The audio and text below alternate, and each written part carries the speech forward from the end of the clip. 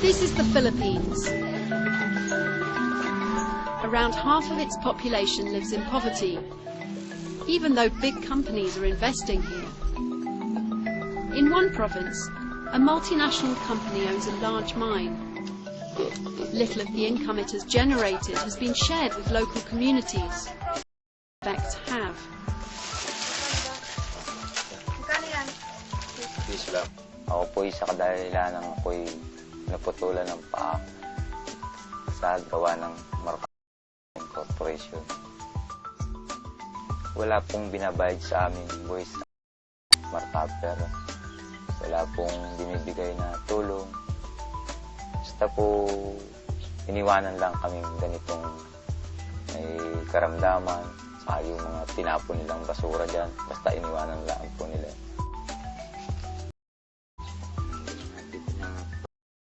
Ang gusto po yung tulong po yung mga katulad po ng mga panay, paghahayupan, ganyan.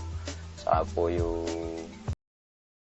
tumalaan po yung aking anak kahit high school. Gusto ko pong magpa-operasyon ulit. Gusto pong malinis po ito. Gusto ko po sana dito sa amin direto, mapasimentuhan lahat. Ay, kahit po, siguro kung maano rin kami gawa kung magbayad sila, ganyan. Dahil sa sitwasyon ko po, ay sarili lang at ako'y nagkaganito na, ilalabang ko na rin po ang sarili ko sa kanila kung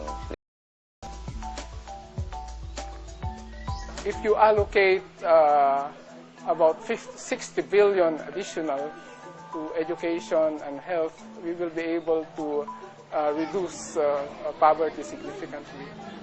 In the Philippines, improving health mean that you reduce maternal mortality. We improve the feeding programs going on in the schools. We are able to provide more and things like that. Halos 2 taon na nang ipalabas ng Eyewitness ang dokumentaryong P36. Meron ho kami ipapagawa sa inyo.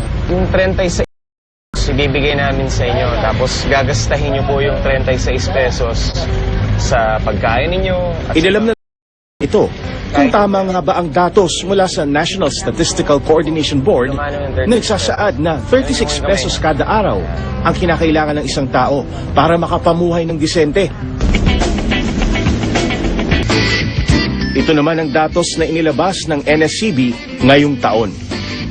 Lumalabas kung ikaw ay nasa NCR, 8,250 pesos ang kailangan na kinikita ng isang pamilya na 5 ang miyembro para mabili mo yung lahat ng food at non-food na basic needs mo. Ang datos na ito ay magsisilbing basihan ng mga ahensya katulad ng DSW, DOLE, NEDA at ibang ahensya ng gobyerno upang matukoy ang poverty threshold ng bawat lugar sa Pilipinas. Ngunit may saysay ba ang datos na ito para kay Juan de la Cruz? Ano nga ba ang ibig sabihin ng kahirapan para sa pamahalaan at para na rin sa mamamayan?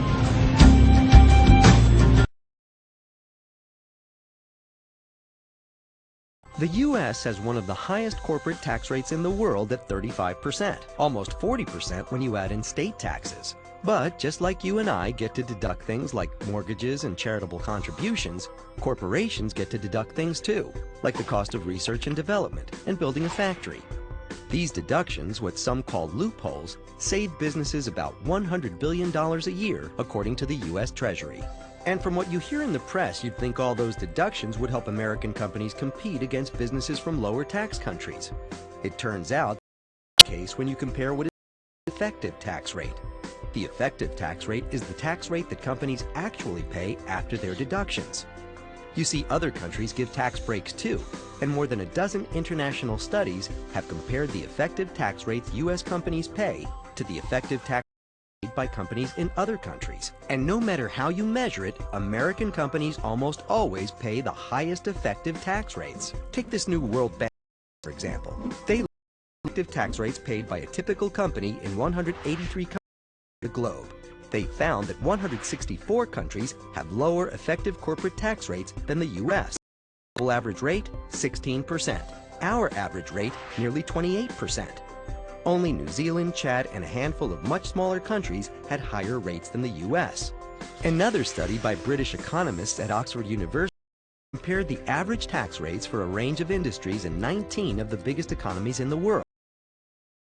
Didn't stack up so well. The average industries in the U.S., 34.9%, but industries in countries such as China, Canada, United Kingdom, Germany, and India all paid lower rates. Only Japan had a higher rate. And a study by economists comparing the effective tax rates of large businesses in 15 countries found that U.S. companies tended to pay among the highest rates. Companies in places Taiwan, France, and South Africa all paid lower effective tax rates than U.S. firms. Only Japanese companies paid a consistently higher tax rate than those in the U.S.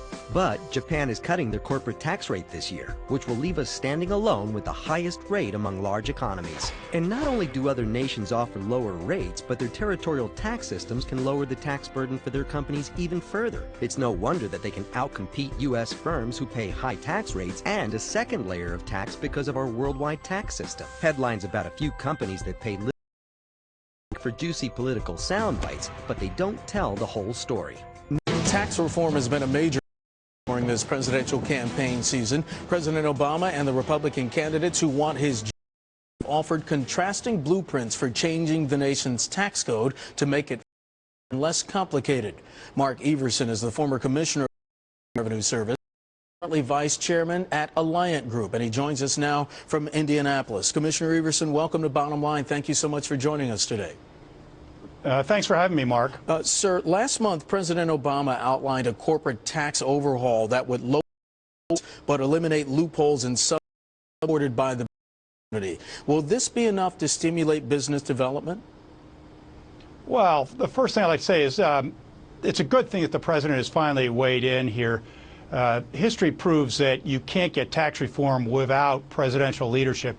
I think this is a starting point. He released a framework, if you will, and that's the same thing in terms of the presidential candidates and also what's been happening in the Congress. So this is just the start of a complicated and a long process. Well, should domestic manufacturers be exempt from the corporate tax? That's something that Republican candidate Rick Santorum has suggested.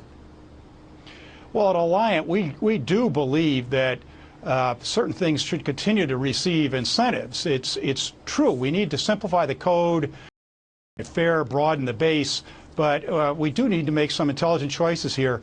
I would tell you that manufacturing help at mid-sized businesses, after all, employ 2/3 of all Americans.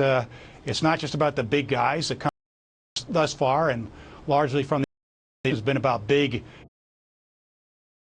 corps, but helping manufacturers, helping the small guys, that's important, terribly important. Helping innovation.